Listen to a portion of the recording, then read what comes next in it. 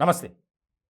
హైదరాబాద్‌లో డ్రగ్స్ అనేది ఎంతవరకు నియంత్రించాలని చూస్తున్నప్పటికీ, ఎక్కడో ఒక చోట ఆ డ్రగ్స్ మూలాలు కనిపిస్తూనే ఉన్నాయి. దానికి సంబంధించి ముఖ్యంగా సాఫ్ట్‌వేర్ ఇంజినీర్లు ఆ డ్రగ్స్‌కు బానిసలవ్వటం, దానికి సంబంధించి గోవా, బెంగుళూరు, చెన్నై ఇటువంటి ప్రాంతాల నుంచి డ్రగ్స్‌ను తీసుకురావటం, వినియోగించడం ఇది ఎక్కువైపోయింది. తాజాగా రాడిసన్ హోటల్‌లో డ్రగ్స్ పార్టీ కలకలం మనకు తెలుసు. ఆ కేసులో చాలామంది ప్రముఖులు ఇన్వాల్వ్ అయి ఉన్నారు. ఇటువంటి క్రమంలో తాజాగా సనత్ నగర్‌లో ఒక సాఫ్ట్‌వేర్ ఇంజినీర్ తన బర్త్‌డే సందర్భంగా ఒక పార్టీని ఏర్పాటు చేశాడు. దాదాపు 30 మంది వరకు ఆ పార్టీకి అటెండ్ అయ్యారట.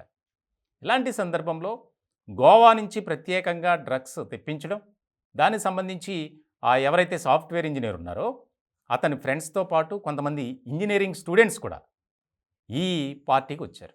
ఈ పార్టీలో కొంతమంది యువతులు కూడా హాజరయ్యారు అనేది ఇప్పుడు ప్రధానంగా వినిపిస్తుంది.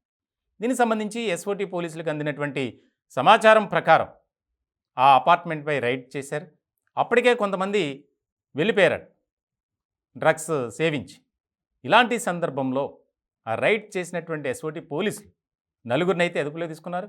ఆ నలుగురిలో ఈ పార్టీ అరేంజ్ చేసినటువంటి వ్యక్తి సాఫ్ట్‌వేర్ ఇంజినీర్ పారిపోతుండగా పట్టుకున్నారు. అసలు మొత్తం ఎంతమంది ఈ పార్టీకి అటెండ్ అయ్యారు? దానికి సంబంధించి అక్కడ రికార్డ్ అయినటువంటి సీసీ ఫుటేజ్ ఆధారంగా దర్యాప్తు చేస్తున్నారు. చాలా కీలకమైనటువంటి పరిణామంగా మారింది. ఒక పక్కన రాష్ట్ర ప్రభుత్వం, ముఖ్యంగా సీఎం రేవంత్ రెడ్డి ఈ డ్రగ్స్ మూలాలనేది తెలంగాణలో వినిపించకూడదు, ఎక్కడా కూడా కనిపించకూడదు అని ఒక ఉద్దేశంతో దానికి సంబంధించి ప్రత్యేకమైనటువంటి పోలీస్ టీమ్స్‌ని కూడా ఏర్పాటు చేశారు. అయినప్పటికి కూడా ఎక్కడో ఒక చోట ఈ పార్టీలు, ఈ డ్రగ్స్ వినియోగం, గంజాయి విక్రయాలు యథేచ్ఛగా సాగుతూనే ఉన్నాయి. గంజాయి అయితే ఇక మాటల్లో చెప్పక్కర్లా. అవి చాక్లెట్స్ రూపంలో ప్రతి పాన్ షాప్‌లో కూడా దొరికేస్తున్నాయి. ముఖ్యంగా కొన్ని స్కూల్స్, కాలేజీలను టార్గెట్‌గా చేసుకొని అక్కడ ఉన్నటువంటి విద్యార్థులను టార్గెట్‌గా చేసుకొని ఈ చాక్లెట్ రూపంలో గంజాయి అమ్మేస్తున్నారు. ఇటువంటి సందర్భంలో ఈ సనత్ నగర్‌లో జరిగినటువంటి పార్టీ తాలూకు వివరాలను సేకరించేందుకు ప్రత్యేక బృందాలు రంగంలోకి దిగాయి.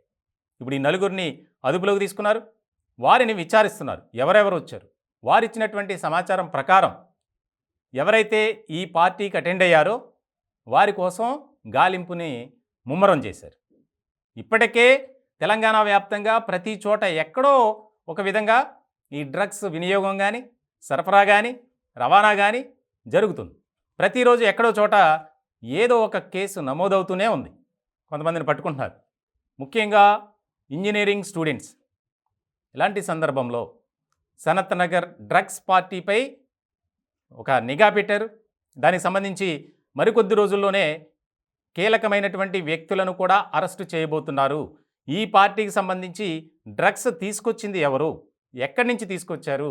అటెండ్ అయిన వారిలో ఎవరున్నారు? అనే దాని మీద ఫోకస్ పెట్టారు.